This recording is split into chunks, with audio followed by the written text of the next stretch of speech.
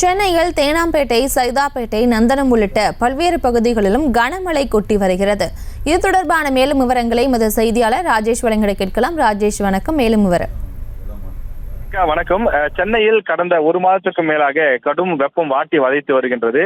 மக்கள் இங்கிருந்து குளிர்ச்சியான இடங்களை நோக்கி பயணித்து வரக்கூடிய நிலையில் கடந்த 2 தினங்களாக சென்னையில் அவ்வப்போது விட்டு விட்டு மழை தூறல் மழையாக பெய்து வருகின்றது. அந்த வகையில் இன்று காலை முதலே மேகமூட்டமாக காணப்பட்ட நிலையில் ஒரு அரை மணி நேரமாக சென்னையில் தொடர்ந்து பல்வேறு இடங்களில் பரவலாக மழை பெய்து வருகிறது.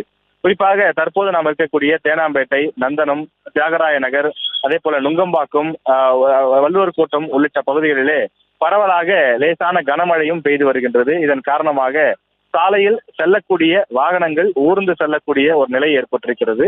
அதே நேரத்தில் வீட்டில் இருக்கக்கூடியவர்கள், அலுவலகத்துக்கு செல்லக்கூடியவர்கள் கடும் வெயிலில் செல்லாமல் ஒரு குளிர்ச்சியான சூழல் நிலவுவதால் அவர்கள் மகிழ்ச்சியாக உணர்வதாக வாகன ஓட்டிகளும் பொதுமக்களும் மகிழ்ச்சி தெரிவிக்கிறார்கள். பொதுவாக கோடை காலத்தில் அதுவும் அக்னி வெப்பம் நிலவக்கூடிய இந்த சூழலில் வீட்டிற்குள் இருந்தாலும் ஃபேன் போட்டுக் கொண்டிருந்தாலும் கூட வசிக்க முடியாத, உள்ளே இருக்க முடியாத ஒரு சூழல் இருக்கின்றது. கடும் வெப்பம் வாட்டி வதைத்து வருகின்றது. இந்த சூழ்நிலையில் திடீர் மழையாக கோடை மழை பெய்திருக்கக்கூடிய நிலையில் இந்த மழை என்பது சென்னையில் இருக்கக்கூடிய மக்கள் அனைவருக்கும் ஒரு பெரும் உற்சாகத்தை, மகிழ்ச்சியை கொடுத்திருக்கின்றது. குறிப்பாக அலுவலகத்திற்கு செல்லக்கூடியவர்கள் எல்லாம் கூட லேசான அந்த மழையிலே நனைந்தபடியே செல்கின்றார்கள்.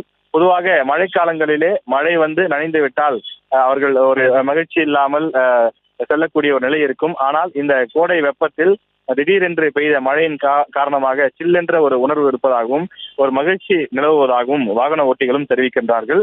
சென்னையின் பல இடங்களிலும் இதே போல பரவலாக மழை பெய்து வருகின்றது. வானமும் அதிகமாக அந்த வெப்பம் இல்லாமல் மேகமூட்டமாகவே காணப்படுவதால் வெயிலினுடைய தாக்கத்திலிருந்து மக்கள் விடுபட்டிருக்கின்றார்கள். விவரங்களுக்கு நன்றி ராஜேஷ்.